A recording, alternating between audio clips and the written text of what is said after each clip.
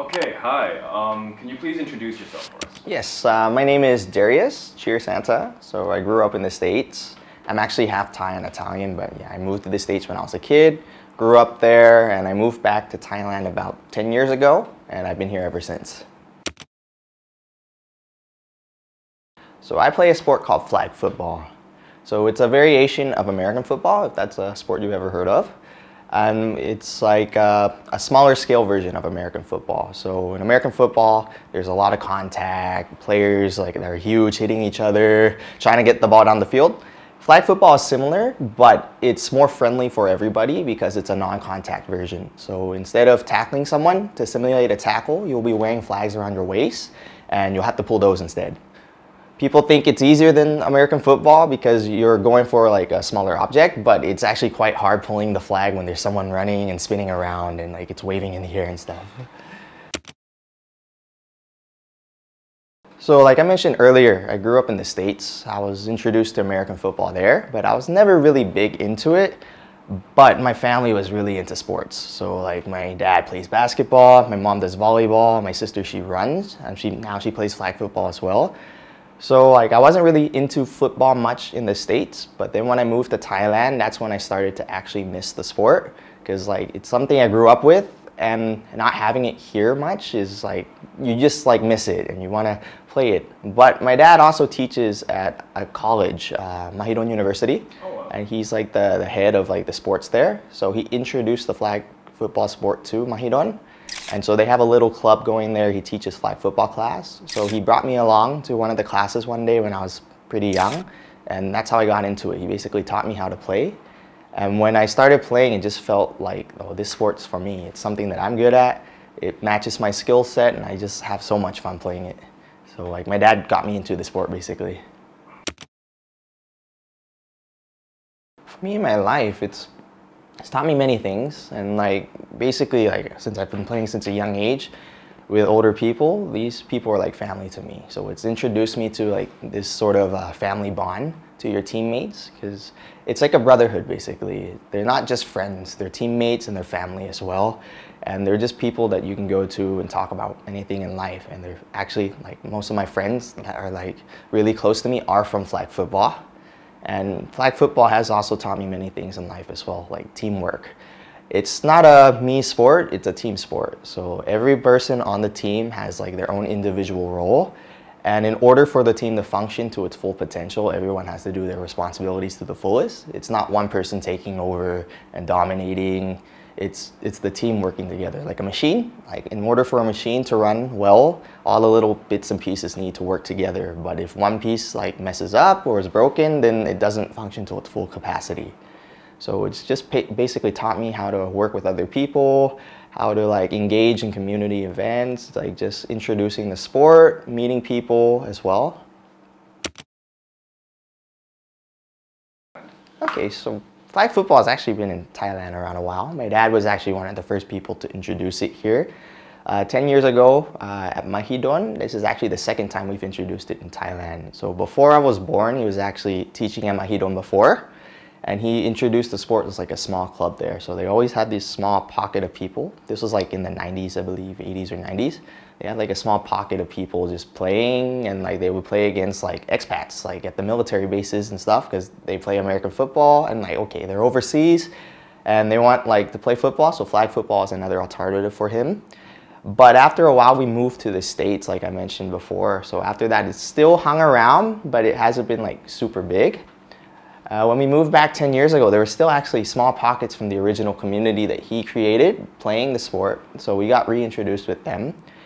Back then, like it was quite small. Like we were trying to introduce it to like college kids. So Mahidol was one of the only universities back then that had flag football. But then we expanded a little bit, and now ABAC has a club. They're one of the main clubs in Thailand now, as well as Mahidol. And from then, the sport has grown quite a lot. It's not super big yet, but it's a lot bigger than what it was before. We like just recruit people, like anybody who wants to try, and like just help set up events for people to come try the sport, compete, have fun and stuff. And from that, we actually got a league out of it. So we have a Thailand Flag Football League. The very first season was around 2014 or 2015. That was a pretty big success actually. So we had around 8 competitive teams there, teams of around 15 people, and that was like the very first debut of like actual competitive flag football in a league setting and recreation setting in Thailand. And since then, we've had 3 seasons of the league, and everything was going pretty strong. But then COVID hit, and then that pretty much messed up like the league stuff, and like we had to set the league on hold for 2 years basically. And it was hard to find players to come back into the sport since it's such a long pause to be away from the sport. So what we do instead now is instead of holding leagues and having people commit to like 2 or 3 months of their time, like on weekends, we do 1 or 2 day tournaments instead. So we still have people that play, and we're still like garnering interest, bringing people, but we host like shorter tournaments instead. Those are more successful than the leagues actually. You get more people like from overseas that fly in just to compete with us. We get like people that just want to come try out the sport for a day, and if they like it, they'll stick with it and they'll continue on with it. So it's like gradually grown. We have several pockets now. We have actually a community in Chiang Mai. We have another one in Phuket that just started up, and the main one is in Bangkok. So we have quite a lot of like newer players nowadays, but we also have another community for like the competitive setting, like national team, those who want to fly over and compete in other countries and just fly around the region and compete in like some of these prestigious tournaments. That's actually a lot bigger than I expected. It's a lot bigger, and Thailand's actually pretty good at the sport too. So we're ranked around, we switch with Japan a lot. So in Asia, we're ranked number 1 and number 2. Oh, wow. It depends with it depends with Japan because they're really good. They have so much support for their flag football and football communities there.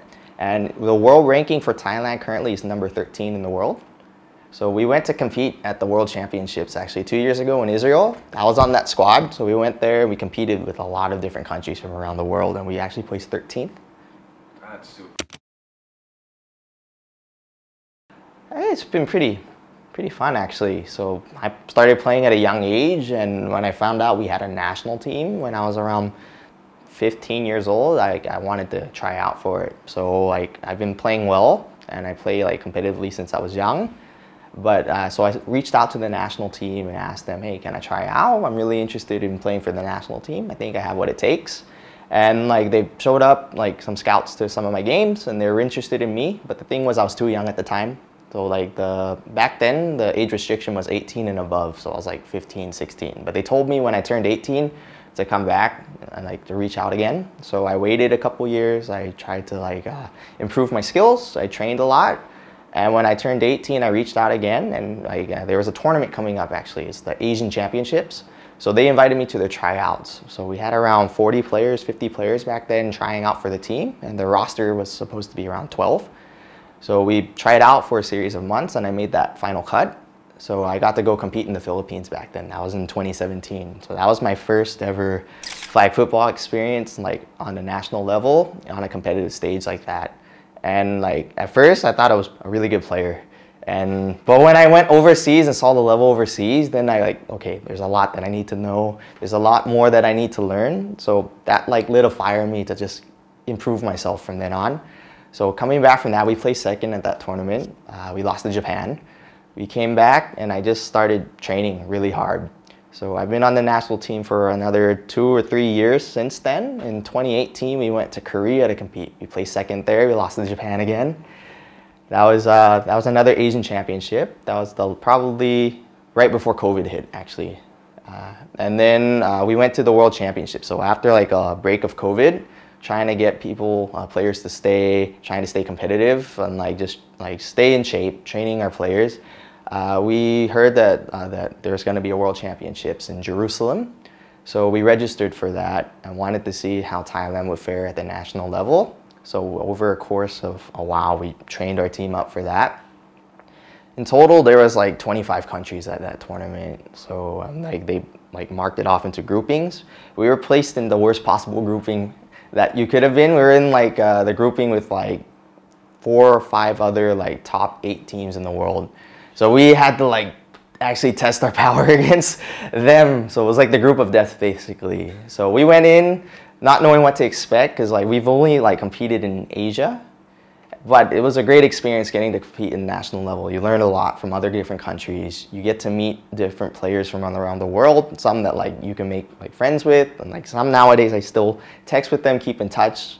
and we're always teaching each other about the game, because like no matter like your experience level, how good you are, there's always something to learn.